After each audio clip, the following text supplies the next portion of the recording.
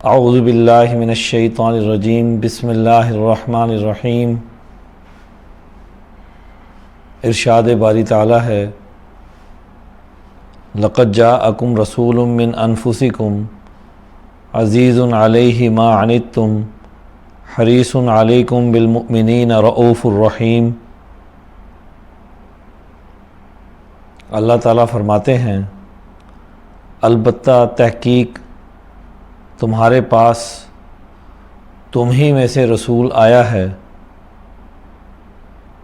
اسے تمہاری تکلیف گراں معلوم ہوتی ہے، تمہاری بھلائی پر وہ حریص ہے، مومنوں پر نہایت شفقت کرنے والا ہے، مہربان ہے۔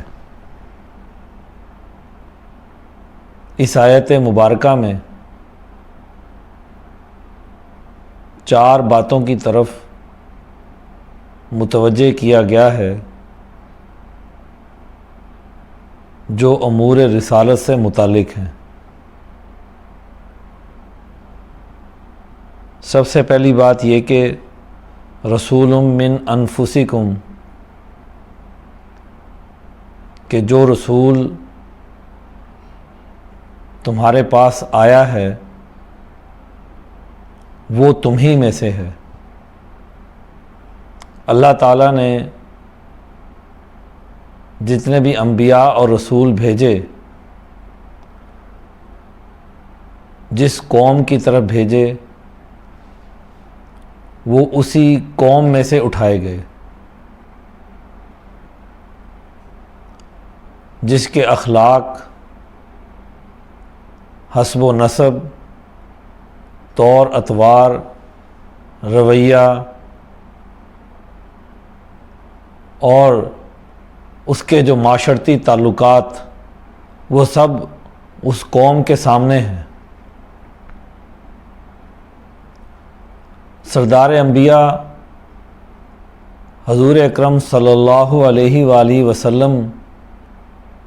کو تو مکہ کے لوگ آپ کی خصوصیات کی بنیاد پر جانتے تھے، وہ آپ کو انہی اعلیٰ اخلاق کی بنیاد پر جو القاب بنتے تھے انہی سے پکارا کرتے تھے۔ اور اس کے بعد دوسری بات جو یہاں بتلائی گئی کہ نبی کو اپنے پیروکاروں کی تکلیف وہ بہت بھاری لگتی ہے۔ نبی ان رہبروں رہنماؤں جیسا نہیں ہوتا جو خود تو پرتعیش زندگی گزارتے ہیں اور اپنے پیروکاروں پر بوجھ لاتے ہیں۔ نبی خود تکلیف میں رہتا ہے، تکلیف برداشت کر لیتا ہے، لیکن اپنے پیروکاروں کی تکلیف اس سے برداشت نہیں ہوتی، وہ اس پر بہت مشکل گزرتی ہے۔ یہ تکلیف ان کی دنیا کے لیے بھی ہے اور آخرت کے لیے بھی ہے۔ نبی دنیا میں بھی ان کی کامیابی چاہتا ہے اور آخرت میں بھی ان کی کامیابی چاہتا ہے۔ حریص علیکم، وہ تمہاری بھلائی پر حریص ہے، یعنی اسے صبح و شام اسی بات کی فکر ہے، اس کے ذہن میں یہی بات غالب ہے کہ یہ لوگ کامیاب ہو جائیں۔ انسانیت جہنم کی طرف جانا چاہتی ہے، نبی انہیں جنت کی طرف لے کر جانا چاہتا ہے۔ انسانیت اپنے چھوٹے چھوٹے مفادات اور خواہشات کی طرف لپکتی ہے، اس کے اوپر مفادات پردے بن کر اس کے اعلیٰ خیالات پر حاوی ہو جاتے ہیں، اس کے اعلیٰ انسانی اخلاق پر وہ پردے گر جاتے ہیں، جس سے مفادات تو سامنے رہتے ہیں، خواہشات تو سامنے رہتی ہیں، لیکن حقیقی انسانیت چھپ جاتی ہے۔ تو نبی یہ چاہتا ہے کہ یہ لوگ کامیاب ہوں، ناکامیوں سے بچیں، اور نبی کا اپنی جماعت کے ساتھ جو تعلق ہے،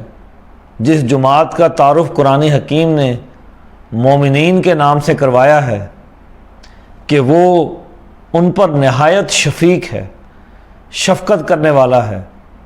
اور رحم کرنے والا ہے۔ چنانچہ حضور اکرم صلی اللہ علیہ وسلم، جن کو اللہ تعالیٰ نے رحمت للعالمین کا لقب دیا، تو رحمت للعالمین جو تمام جہانوں کے لیے رحمت ہیں، دنیا کی تمام اقوام کے لیے رحمت ہیں، تو وہ اپنی جماعت کے لیے کس قدر رحیم ہوں گے، کس قدر شفیق ہوں گے، کس قدر مہربان ہوں گے۔ اور یقیناً یہ وہ جماعت ہے جس نے پوری دنیا میں کامیابی حاصل کی۔ نہ صرف یہ کہ آپ کے راستے پر چلنے والی مقدس جماعت صحابہ کامیاب ہوئی، بلکہ انہوں نے پوری دنیا کو کامیابی کا راستہ دکھایا۔ یہ ہے حضور اکرم صلی اللہ علیہ وسلم کی اتباع، اور یہ ہے آپ کے راستے پر چلنا، اور یہ ہے نبی اکرم صلی اللہ علیہ وسلم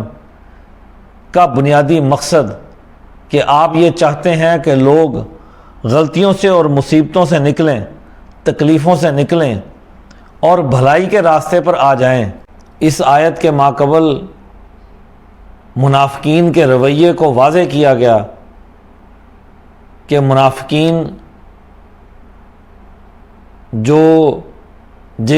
مسلمان جماعت کے ساتھ ظاہری طور پر تو ملے ہوئے ہیں، لیکن عملی اعتبار سے ان کے ساتھ نہیں ہیں، وہ اپنے مفادات کے اسیر ہیں۔ جب بھی کوئی صورت نازل ہوتی ہے، حضور اکرم صلی اللہ علیہ وسلم کی مجلس میں اس صورت کو سنتے ہیں تو پھر غور کرتے ہیں کہ یہ صورت ہمارے فلاں رویے کو ظاہر کر رہی ہے۔ پھر وہ ایک دوسرے سے آنکھیں ملاتے ہیں اور دیکھتے ہیں کہ کوئی مسلمان انہیں دیکھ تو نہیں رہا، اور پھر اس مجلس سے اٹھ کر چلے جاتے ہیں۔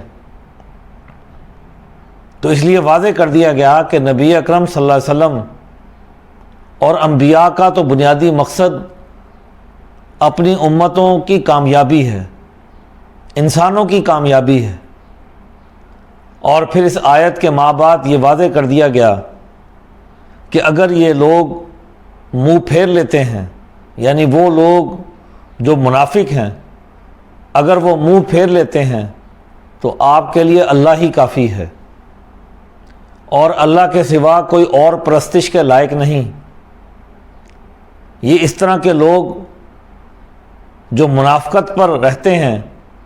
یہ دراصل اپنی ذاتی خواہشات کے اسیر ہیں، یا کسی انسانی حکم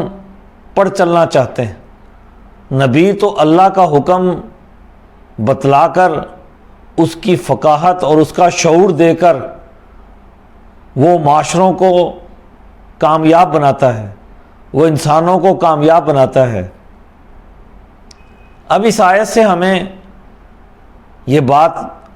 واضح طور پر پتہ چلتی ہے کہ آپ صلی اللہ علیہ وسلم کی اتباع میں چلنے والے معاشرے اپنے اندر سے قیادت پیدا کرتے ہیں، جن کے اخلاق سے وہ خوب واقف ہوتے ہیں، جن کے رویوں سے وہ خوب واقف ہوتے ہیں کہ ان کے رویے انفرادی ہیں یا اجتماعی ہیں، ذاتی مفادات پر ہیں یا اجتماعی مفادات کو مقدم رکھتے ہیں۔ پورے معاشرے کی بھلائی ان کے سامنے رہتی ہے۔ اور اسی طرح یہ بھی بات پر معلوم ہوتی ہے کہ انہیں اپنی قوم کی اور اپنے معاشرے کی فلاح مقصود ہونی چاہیے، اور اپنے معاشرے کی ناکامی، وہ صرف ذاتی کامیابی کا ایجنڈا نہیں رکھتے، وہ پورے معاشرے کی کامیابی اور بھلائی کا ایجنڈا رکھتے ہیں، اور وہ اپنے ساتھ چلنے والوں کے ساتھ شفقت کا رویہ اور رحم کا رویہ رکھتے ہیں۔ یہی حضور اکرم صلی اللہ علیہ وسلم کی سیرت طیبہ اور آپ کے رسالت کے جو امور قرآن حکیم نے ہمارے سامنے واضح کیے ہیں وہی سنت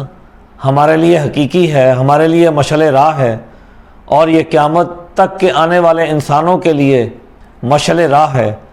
آپ کے بعد کسی اور نبی نے نہیں آنا، تو اب آپ صلی اللہ علیہ وآلہ وسلم کے پیروکاروں، آپ کی اتباع کرنے والوں پر لازم ہے کہ وہ آپ کی اس سنت پر عمل کرتے ہوئے ایک بہترین معاشرہ استوار کریں، بہترین نظام بنائیں، بہترین سماج تشکیل دیں جو دنیا کے لیے نمونہ ہو۔ پوری دنیا اس شفقت اور رحمت کے نظام میں آ کر اپنی کامیابی سمجھے اور اس پر فخر کرے کہ یہ انسانیت کی کامیابی کا رستہ ہے جو انسانوں کو تنگیوں سے نکال کر آسانیوں کی طرف لے کر جاتا ہے۔